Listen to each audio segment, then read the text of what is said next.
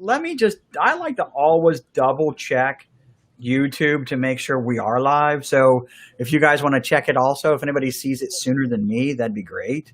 It's on. Oh, we are online like Donkey Kong. Somebody sees all our happy faces. Everybody wave to your moms and dads and kids and stuff like that.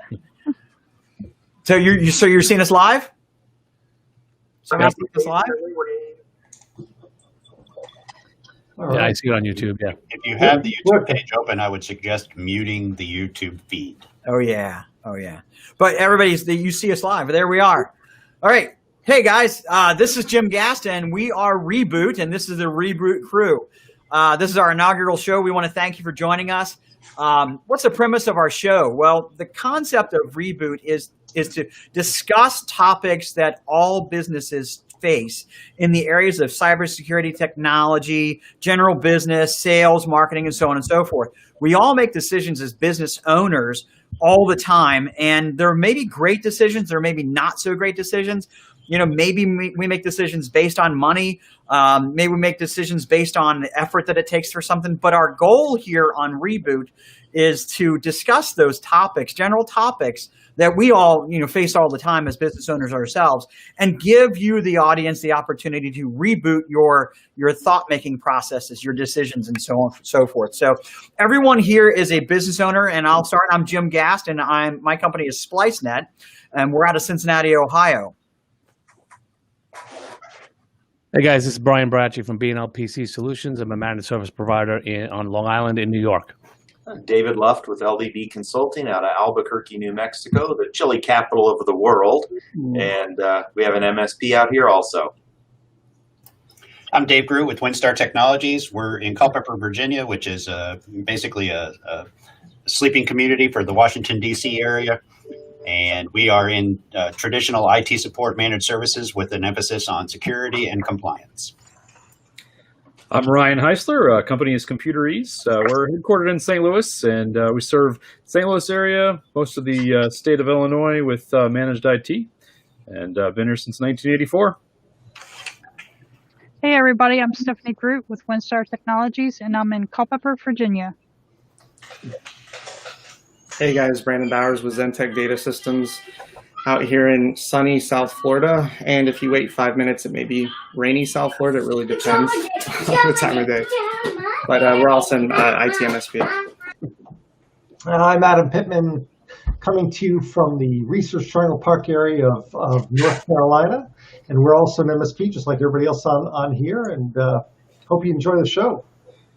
Hi, I'm Pavin Mehta from sunny San Diego, California, 15 years in the MSP business. Great. Everyone, thanks for joining. This is the Reboot crew. So we're going to be on here. Well, I'm not sure how often we're going to do this, but at least once a month. And we hope the topics we bring to you are going to be very informative and help you make more business decisions, better business decisions for yourself. So we're not a cybersecurity show. We're not a technology show. We're not a marketing show. We are just a general business show. But since we're all technology company owners, and many of us here are entrepreneurs and own other businesses as well, we thought we'd start off with a really simple topic that's actually a pretty important topic. Wouldn't you guys agree? Absolutely. Oh, yeah, huge topic. So we thought we'd start talking about passwords today. And so there's a lot that goes on around passwords, but really, in my opinion, and anybody blurt out wherever you want, in my opinion, passwords are kind of like almost the foundation of all security. Would you guys, anybody else? Absolutely. Jim, 100%. In addition to that, passwords have been around since the inception, really, of the computer, right? Some simple passwords, of course, but passwords have been around for a long time for good reason. We need to secure our systems, and passwords were the basic way that we can do that, the beginning, as you said, the foundation. In addition to that, what we have to accept now is that we need long passwords, 12 characters, preferably 16 or greater. And that's right, size matters. It does matter. Size does matter in passwords for sure. And there's a plethora of ways to create a long, memorable password. You know what's kind of funny about that, though, Adam? I'm sorry? Just to chime in on that, though, it's kind of wild because everywhere you go, you hear different recommendations or standards. So, like, what are you guys seeing or what do you recommend as being the standard? Because what I hear one day, you go to one location and they're saying, oh, we don't want to reset every 90 days. I don't necessarily agree that, we should be doing something like that. So what do you guys thought?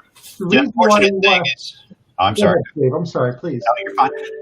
I was just going to say the unfortunate thing, Brandon, is that, password, complexity, length, the characters, capitals, what we still find and get into is even if they're making them longer, they're using the same password all over the place. And that becomes an even bigger problem. And it's more than that, David. People share their passwords once in a while, and somebody else might remember that. So if somebody else knows your password and you're not using multi-factor authentication, then that password can be shared. It can be used again. You need to change your password. I hear what you're saying, Brandon. I've heard that too, and I think these people are crazy. I think I've mentioned this before. When I was back in the Air Force, we had a password every day. I worked on nuclear weapon systems to get into the shelters where the nukes were. Every day it changed. Every day it was different. And the reason why is because if you keep the same password and somebody knows that password, somebody else could use it. It's just a good idea to change your password and to use that complexity. Well, so I want to combat that for a second, because Sure. every time I'm going to a customer talking to other business owners and I bring up something like that, they're going to tell me, well, I'm not in a compliance-driven sector. I don't need, nuclear codes, or I don't have nuclear codes. I don't want to change every single day. So my standpoint is, I want a secure password, and I want to layer in protections like multi-factor, which we'll probably talk a little bit more about. And then that's where I feel secure. And I think that's also where like some of the newer frameworks are aligning themselves, where you got a secure password. Maybe you're not changing it so frequently. And the reason is because you don't want people using those easy passwords or recycling those passwords or using them in 10 different locations. So I think really, though, it's a balance that if you have the long password, people are thinking, I don't want to change it as often. But the big thing is not to use variations of the same password all the time. And if you change it frequently, you're going to be more secure. And it's not really about being in a compliance industry. It's about what happens tomorrow when your business gets ransomware because you had a cheap password. Yeah. And now you can't access any of your stuff. And you also didn't have a backup because you were cheap. Now what do you do? Yeah. Well, I think one of the big things that we see is one of our biggest clients, the chairman of the organization, walks around with a pad on a piece of paper with every single password. The guy's 70 some odd years old. And to combat that, I mean, we have a solution, right? We can use a password manager. I don't know any of my passwords. We use a password manager that, once in a while I may have to look one up, and if I have to look it up, I can see what it is. But you can have complex passwords, but have it software driven, so it will log you into all your websites. It's compatible with your mobile device. So there is a solution that will satisfy the need for a strong, secure password, as well as you not having to remember anything. So that's the benefit, though, also just to use those type of tools, is that exactly what you said. You don't need to know the password, and if you need to share something with somebody, they don't need to know the password either. Because exactly. I have a good story for a second, just not to get off topic here, but so we've got a customer. Our policy is if the customer wants a password, we have documented, we don't own the information. It's our customer's information. We're happy to give it. And we just relay some, security recommendations around that if things are going to be shared. So in this case, the customer wanted their web guy, the web developer who is working on their website, to have domain access, which just means, hey, they can go in, change records. And there became a billing dispute. And during that billing dispute, developer got upset and changed the password, then added multi-factor, then changed the record of who owns the domain, and then all kinds of other things that made it very, very difficult for the business owner and the business to even get access to their information. They're really being held hostage by the vendor. They had to go through all kinds of things. So password manager to me is like key, or just using mechanisms where you don't have to give the password whatsoever via like delegated access or other things, and keeping some of those things really close to chest versus just giving it out to every single vendor that you work with. Let me pop this on the screen while you guys keep talking, if you don't mind. Go ahead and keep talking, Dave. I'm just going to pop this up. That's fine. A couple of things that I'll throw in just based on some of the comments. There are people out there who feel that the only password that ever needs to be changed is a password that's been compromised. There's some argument there. Some of the larger software vendors, Microsoft, for instance, they are really trying to do their best to do away with passwords altogether. And using a password manager is certainly a great way to be able to use different passwords, keep them complex, and not even know, like Brian said, I don't know my passwords either. Sometimes that presents a problem. But the other aspect is the key to all of these things is to protect your email account, right? Because when you need to reset your password, what are they going to do? Yep. Send you an email. And if you don't have that secure, if there's nothing else in life that you put a secure password on, it needs to be your email. Yep. I would And agree with that. To be clear, we should be putting passwords on everything. And anytime MFA is available, we should also be using multi-factor authentication. And Most especially around email, though. I mean, I align with David because in the case with the email, what's happening is for us across our client base, it's always some type of targeted attack trying to get access to the CFO, the controller, the CEO. And then once they get there, they're looking to cause some type of havoc with invoice changes, ACH changes. But once they get in there, you have no idea. And at least with multi-factor, even if they do get your password and you type it in, once they get to the point where they're trying to log in and get to the next level, they're locked out, right? And then more than likely your IT admin is going to start getting notifications if there's a whole bunch of failures there, and then can address the password reset at that point. We use email as it's the core of everything that we do all day long. Everything that comes and goes throughout your day, probably 90% of it revolves around your email. And I'll share a story here about a client. So a client of ours had a vendor that they had a lease of a big machine. This lease was somewhere around $300,000. They sent an email to the vendor, told them that they wanted to pay off the lease.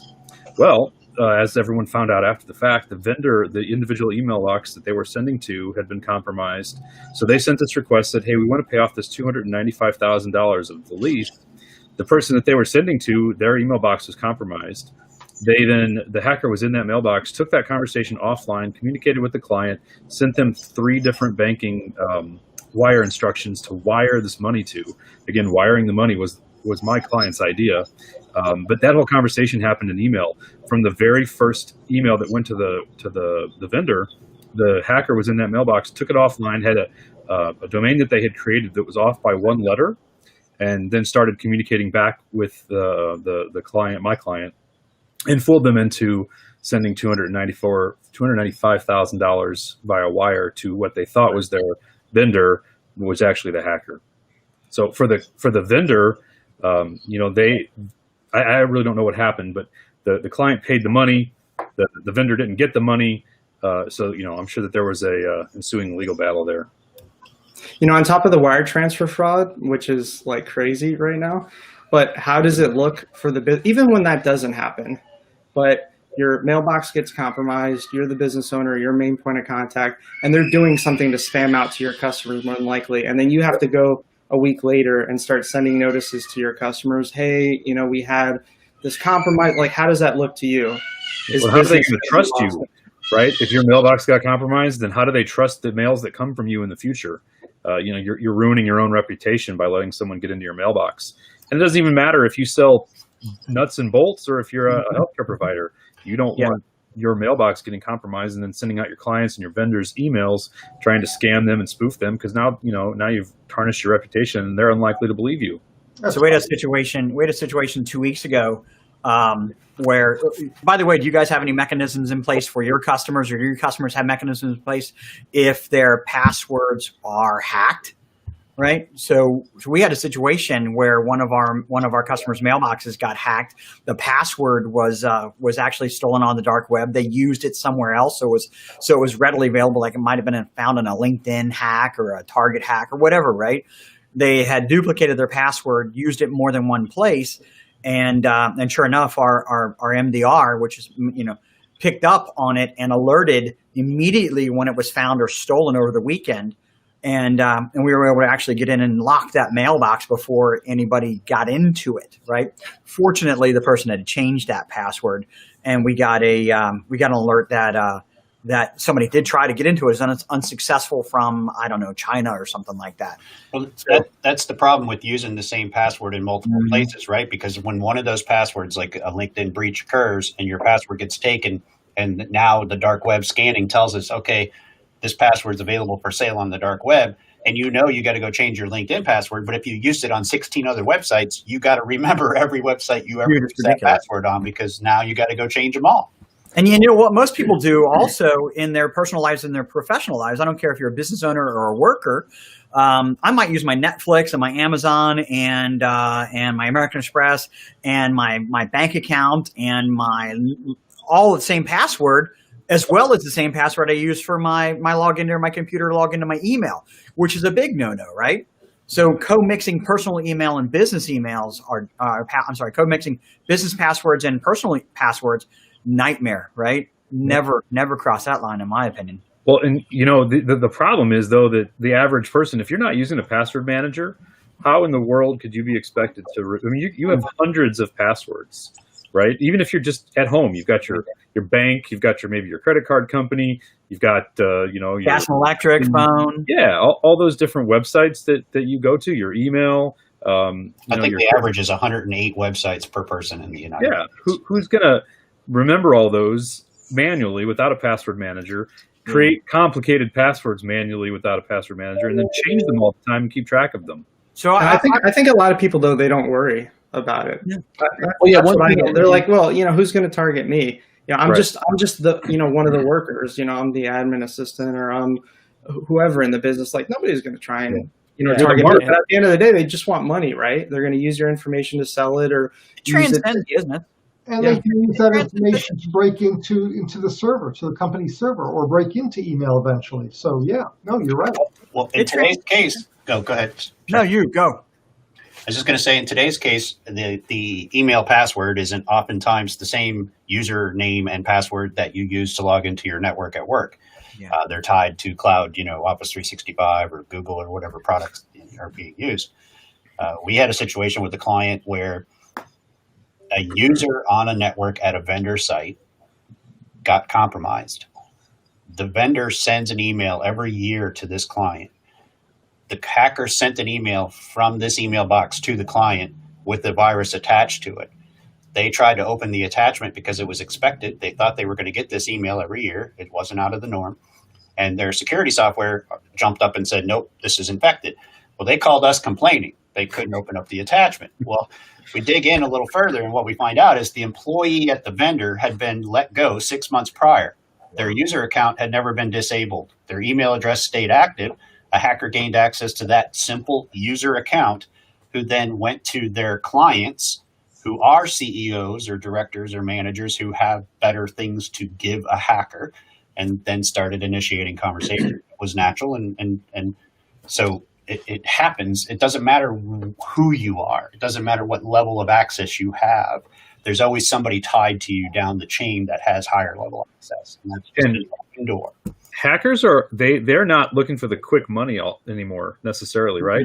They will get in, hang out, linger, figure out what's going on. Who do I have access to, right? And really almost strategize about how they can. It could be 6 months or a year easily. I've got this in now. What can I do with it? Who do I have control over? Who could I persuade?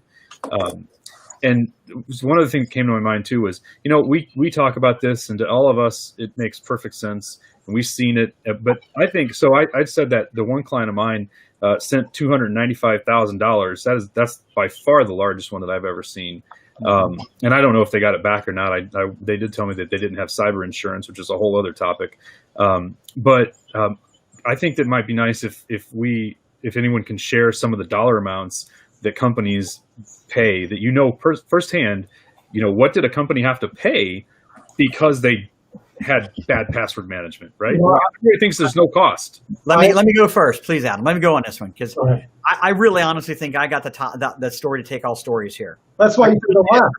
And I hope I'm right, because if I'm right, that means that it's the worst of the worst, right? And everything else is meaningless, is less important, or less bad, if you will. And so here I am in Cincinnati, right? And Cincinnati bridges right across the river is Northern Kentucky, okay? And so law firms on both sides of the river. And so there was a targeted attack, phishing attack, all right, that pushed an email to at least 5 different good-sized law firms. I'm talking 50 attorneys on up, right? And of those 5 law firms, by the way, the Bar Association is the one that alerted everybody of this. One of the bar associations local. Of those 5 law firms that were phished, that somebody clicked on a link, that the passwords and credentials are stolen, right? Okay. There were 2 law firms that fell prey to it without a question and lost about $200,000 apiece, all right? And then a third one that actually just came so close to falling prey to it, to the point at which the last second, the person involved in that email chain decided, yeah, I better check this out. So almost 3 law firms, but definitely 2 law firms at $200,000 apiece got taken. And what's worse for a law firm, these were monies, I believe these were monies that were probably in escrow, if I'm not mistaken, which is a big no-no for a law firm. So, well, and not to mention, so depending on what kind of law firm these are, what kind of data they store, was data exfiltrated? Did they have to work with a data breach investigator? Is there breach notification requirements? Do they have to notify customers? How does that look from a PR standpoint? There's a lot of other costs that people don't think about versus just paying a ransom or whatever that fee is for remediation. Isn't it funny? It all starts with passwords. It does. Yeah. You know, it all starts with passwords. And so, guys, so I want to kind of move to talking about what do you have to do? What should we do, right? I mean, we're about to reboot, right? Let's reboot the content here.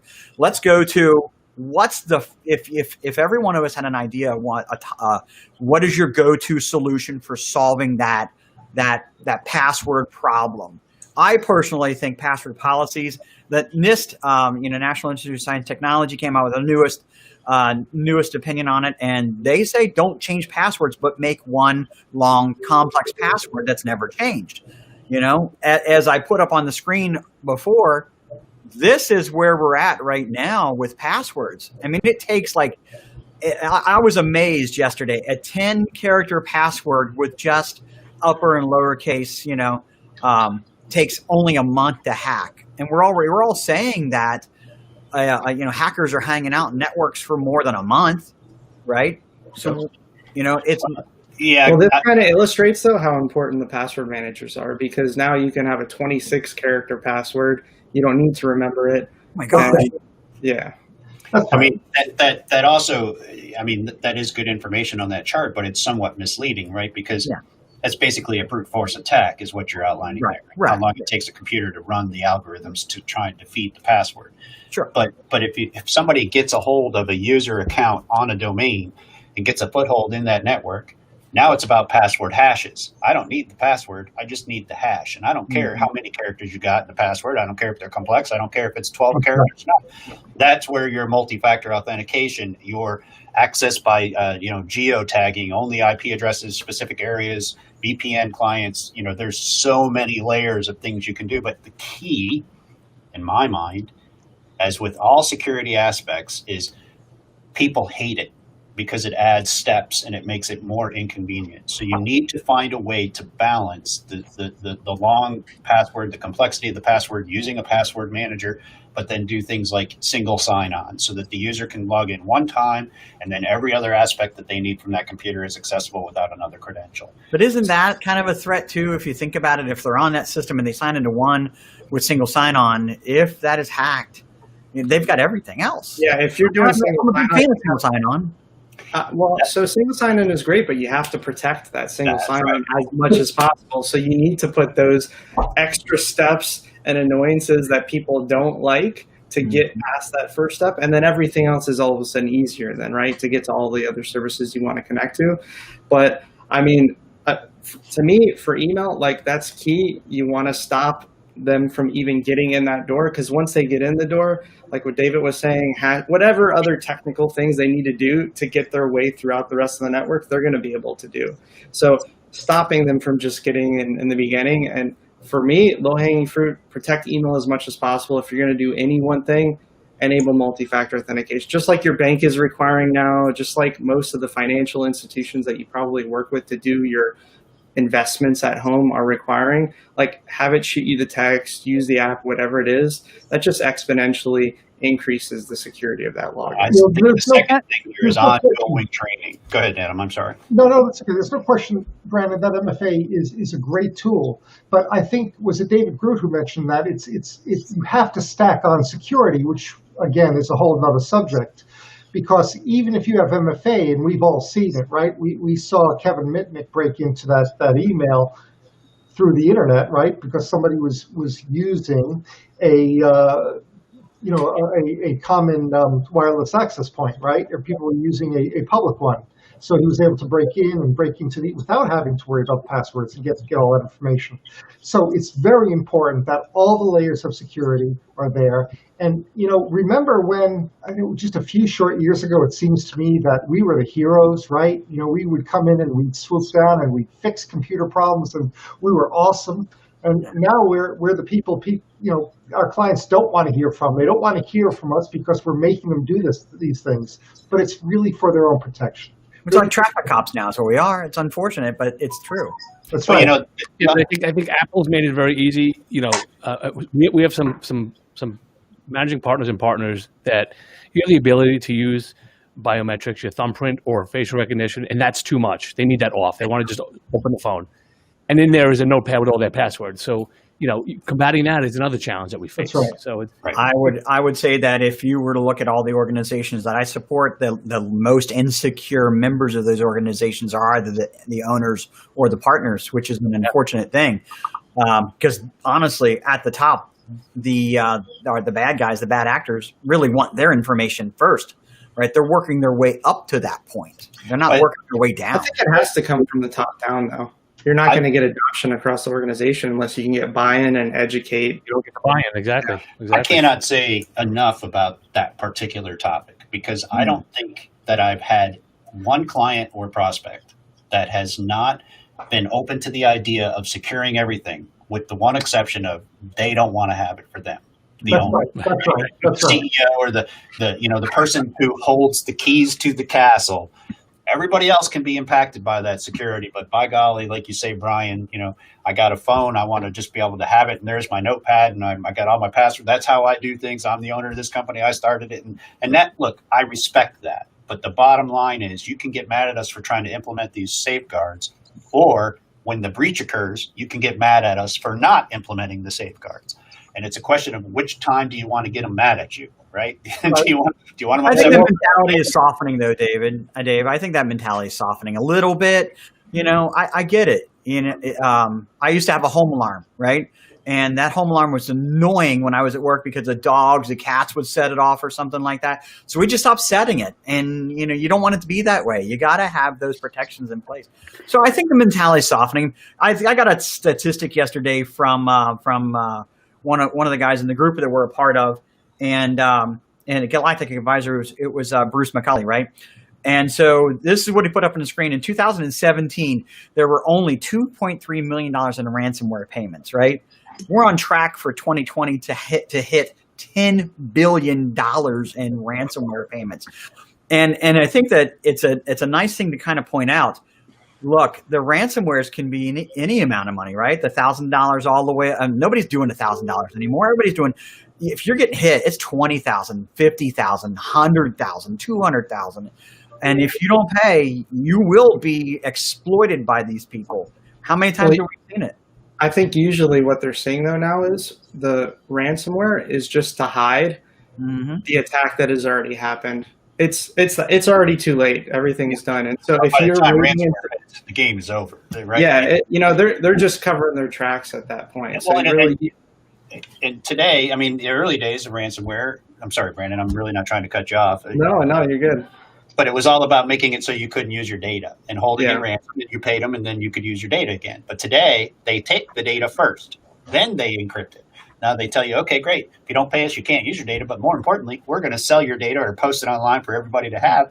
And there comes your breach notification. There comes We your actually we had a You dental, all have made a good point. Always use protection.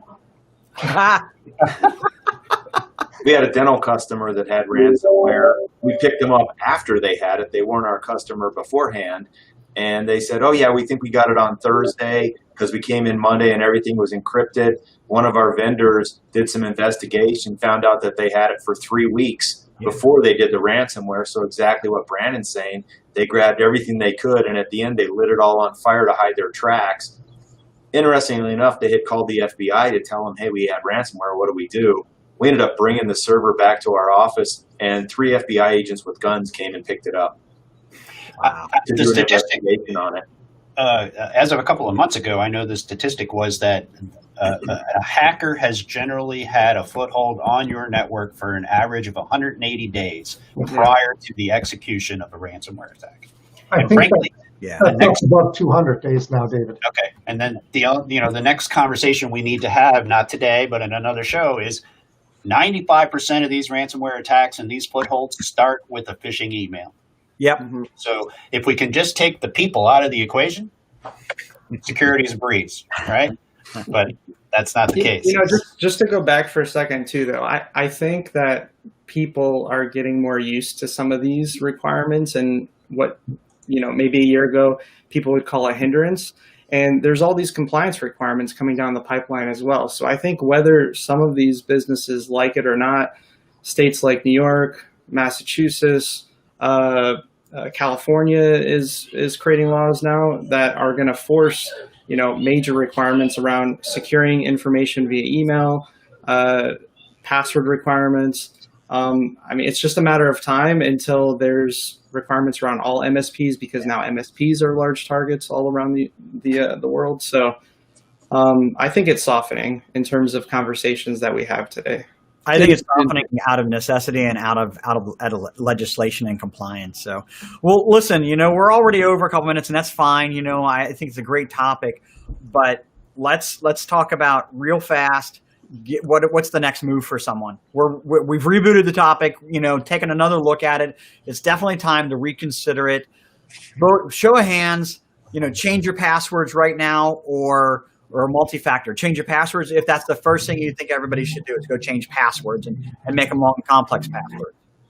Now, first step, multi-factor. That's right. What do you guys think? Multi-factor. Absolutely. Yep. That's certainly It's a unanimous thing. Multi-factor on your Microsoft 365, on your firewalls, on your everywhere. Everything. Wouldn't you say?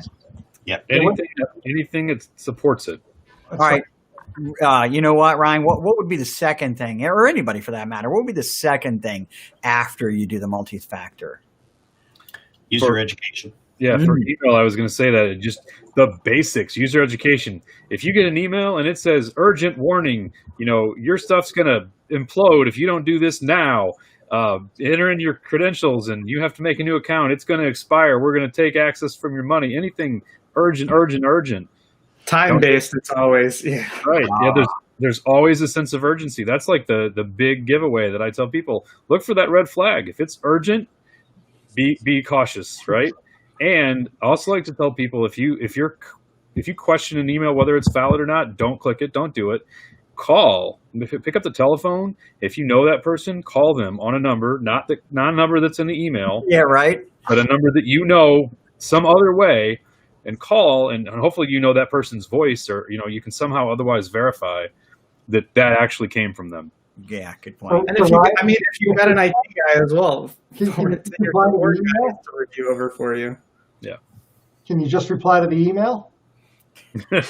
Yeah, that's like saying, "Hi, I'm a sucker." I just want to make that clear, right? You should not be replying to that email. Hey, send me more emails, please. I will respond to you. Yeah.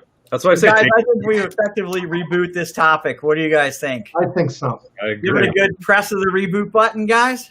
Yeah. All right, remember the two most important things: size matters and use protection. Thank you for that, Stephanie. All right, we're going to sign off until the next time. Thank you so much, guys. This was fun. It was.